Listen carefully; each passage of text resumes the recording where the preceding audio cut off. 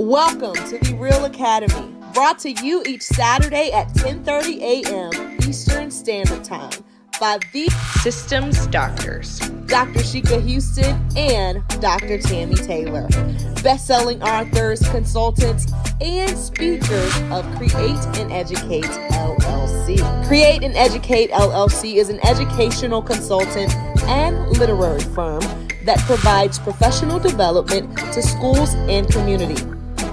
Their goal is to transform organizations with the REALL Resilient framework used to increase their school report card grades 2 and 3 grade levels in 1 year. REALL stands for Respect, Excellence, Accountability, Literacy, and Leadership. This framework is used to coach leaders and teachers and build student efficacy while putting systems in place that aligns the work of the school improvement, making the process manageable. We get into the weeds of work with leaders through their TrustMate Institute that you should contact them about today by filling out the contact form on their website.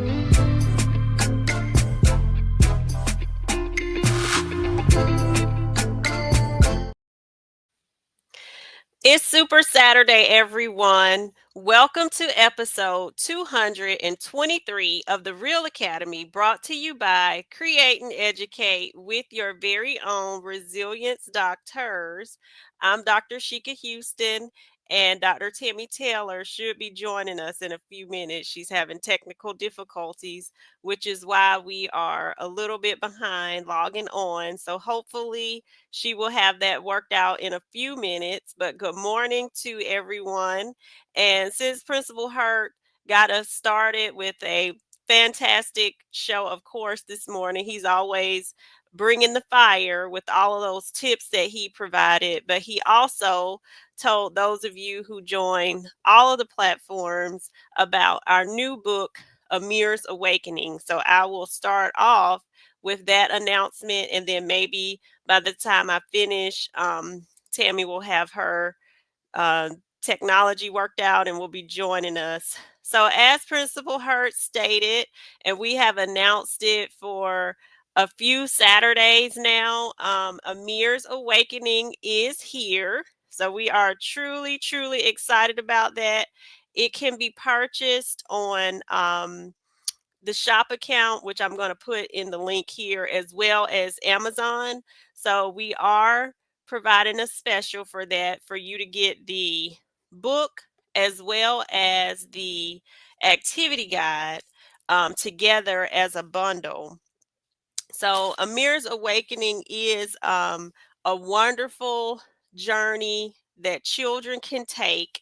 There was a quote that stated, if we counted up the pages of our history, the enslavement of our ancestors would be about 2 pages of the 1,000 pages of our history. So if the rest of our history is about 998 more pages, then what are we going to do to make sure that we are teaching our children their history, like Principal Hurt talked about? Culturally relevant teaching is a must, and it is not just a must for children in school. It really needs to start at home. So this resource, the book, as well as the activity guide, are a great way for you to be able to do that. I'm going to put the link in the comments. And one of our great principal sisters contacted us from New York. She is getting us set up to be vendors in New York City public school system. So we are excited about their purchase, because they are also a state that did not succumb to the pressures of the current administration with removing diversity, equity, and inclusion from their schools. So this book is a phenomenal book that your children will love, and it is endorsed by the GOAT, Principal Kafele, who says it is a must read for children and adults. Good morning, Tammy. Good morning.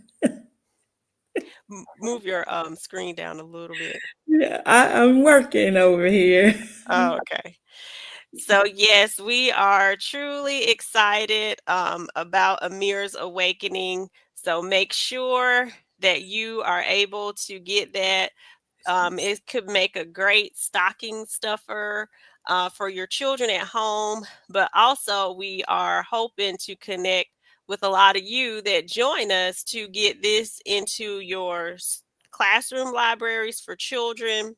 The last author's visit that I went on at Independence Elementary School, one of the young men in the class, he was so excited about the book and just seeing people on the book that represented him.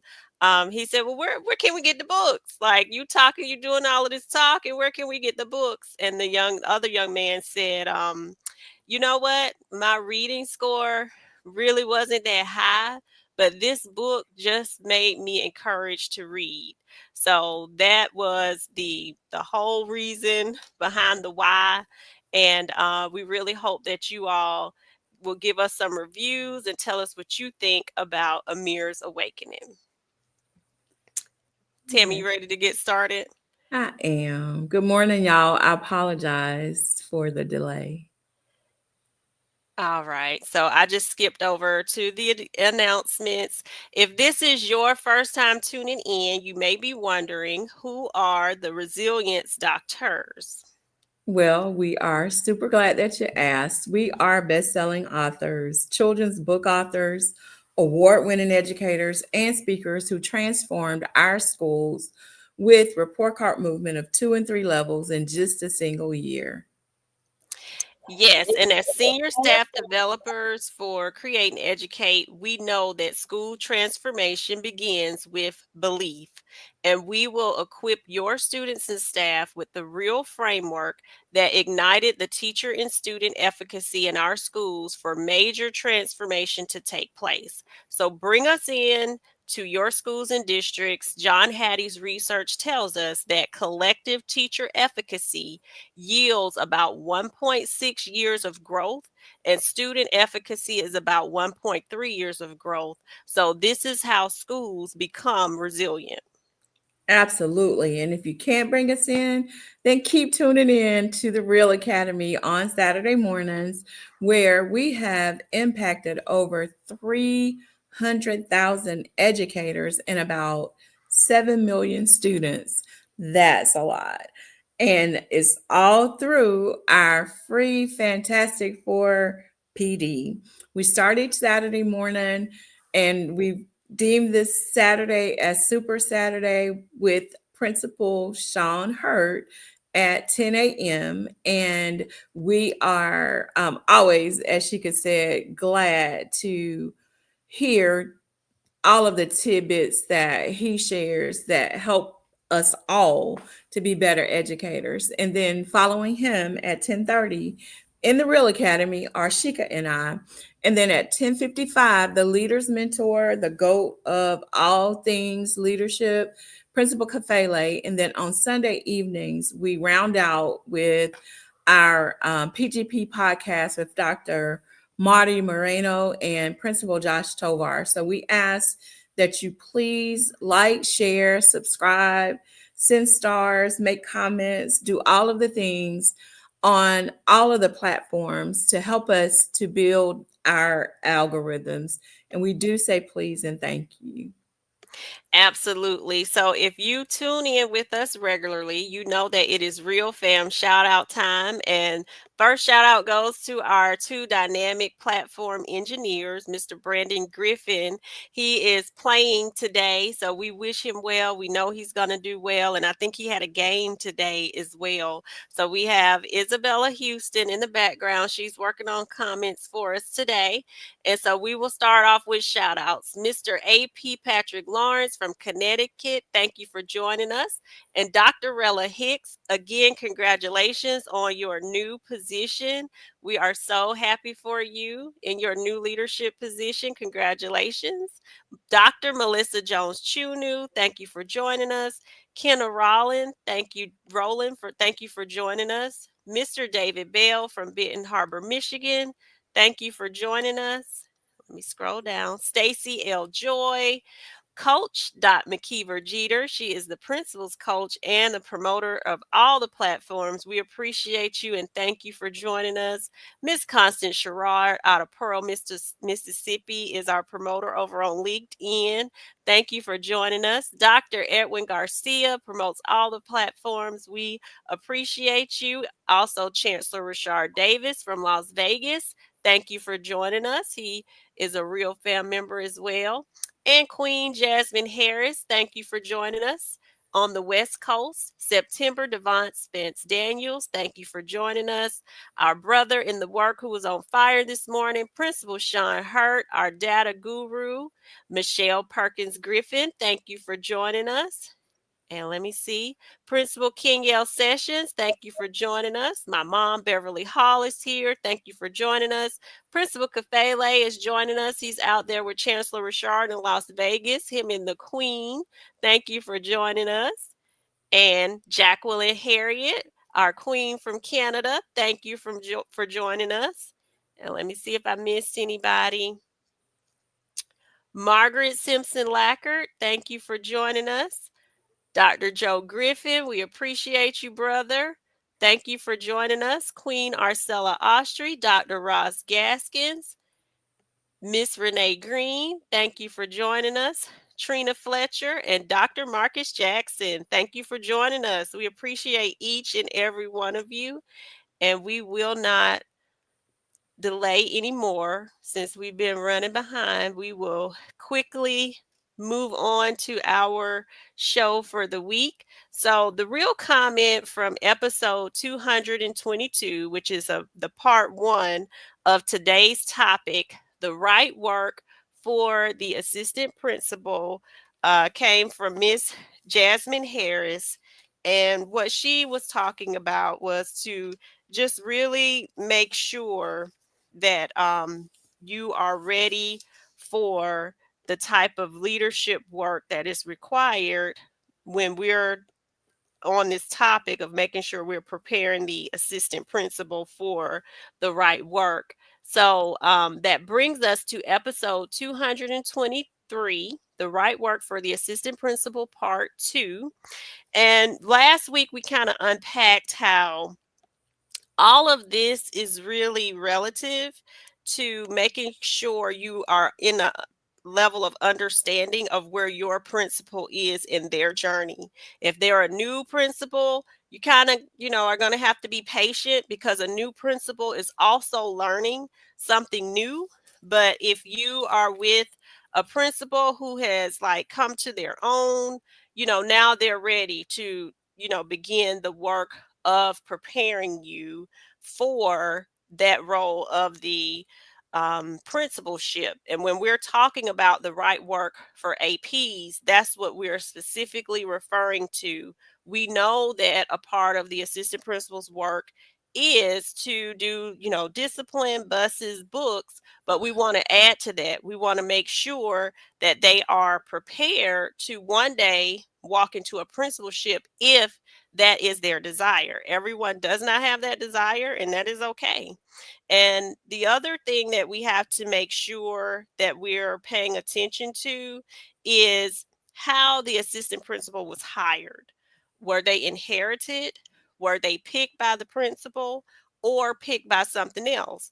Because the reason why this matters is because there has to be a level of trust, and depending upon how they came about to be the assistant principal will determine whether or not that trust is there yet or if it's something that has to be built up.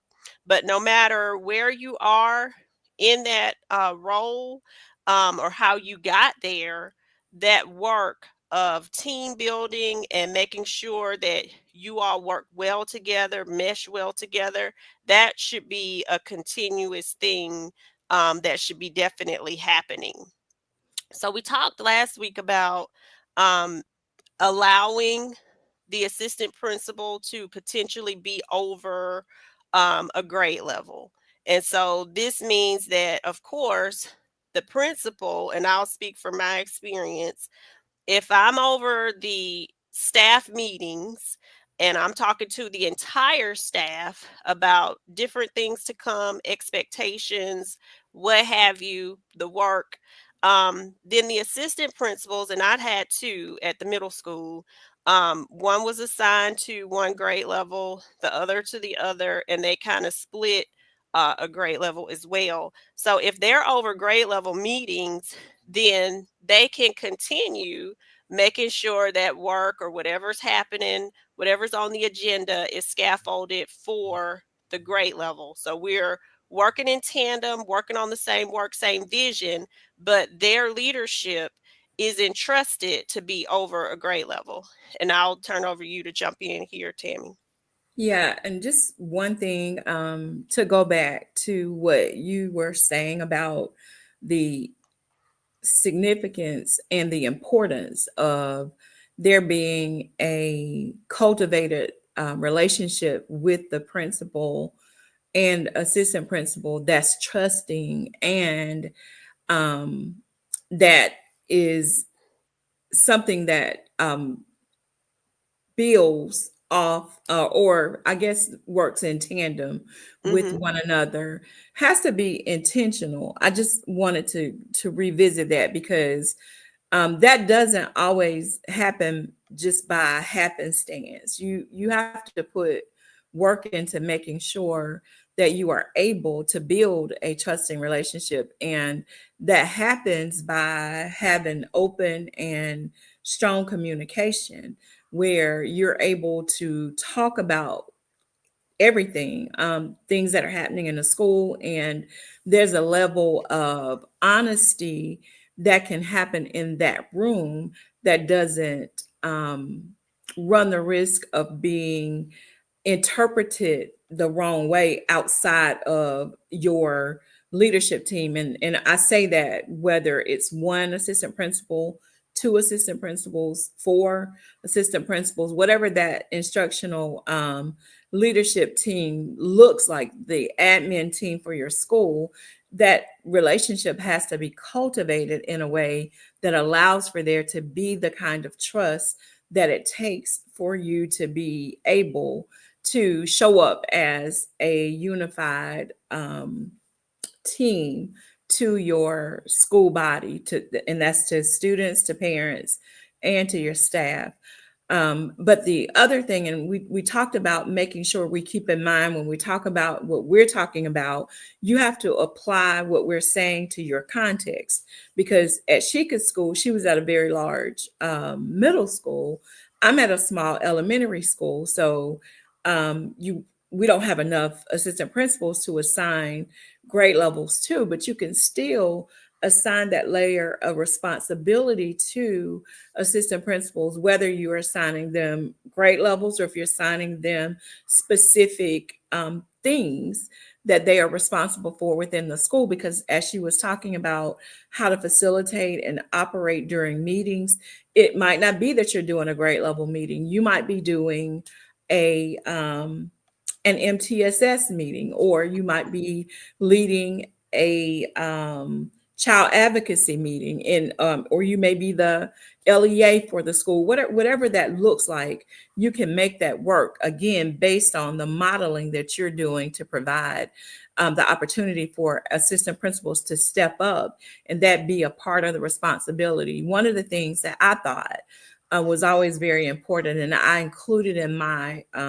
responsibilities that go to the assistant principal that they shared with me, was being an active participant on the safety team. And that's important to me for a lot of reasons, because the assistant principal needs to know that safety plan and what needs to happen just as well as you know it, because incidents are not conditioned to simply occurring when you are at school. You might not be there. They have to be able to understand what the procedures and protocols look like for making the decisions that have to be made in the event that there's an emergency, or even if it's just a drill. But being very active in the completion and the actual implementation of whatever your safety plan looks like for your school is another very important thing that an assistant principal can share the responsibility of having, so that when you're not there, you feel safe that, okay, I know that the school is fine. You do not have to worry. Yeah, that's a great point, Tammy. And as far as that roles and responsibilities, it even is a good idea to really just map that out. A lot of time, I had roles and responsibility sheets for everybody who was not the principal, but it's Yeah. also a good idea to develop a role and responsibility sheet for yourself so you can Mhm. actually see what it looks like, the differences in what you're doing from the assistant principal to the principalship, so you actually know where to loop them into different parts. And this went by very quickly because it is time to end, but we'll have to make a part 3 of this. And please don't forget to pick up Amir's Awakening. It is live on Amazon as well as in our Shopify store, so we will have all of the links listed wherever your preference is, but we have multiple more points to go to. So this will be a part 3 on next week. Please make sure you join Principal Kafele and our good brother Dr. Jackson. I know that they're going to have a great show as well. So you all have a great rest of your Saturday. Thank you. Yes. And I'm sorry, y'all, that we were delayed in getting going. Just completely random this morning, but we appreciate you and y'all sticking with us. Also, we hope everybody had a wonderful holiday, and have a great week going back next week. Thank you. We don't have to put up any more comments while we close out.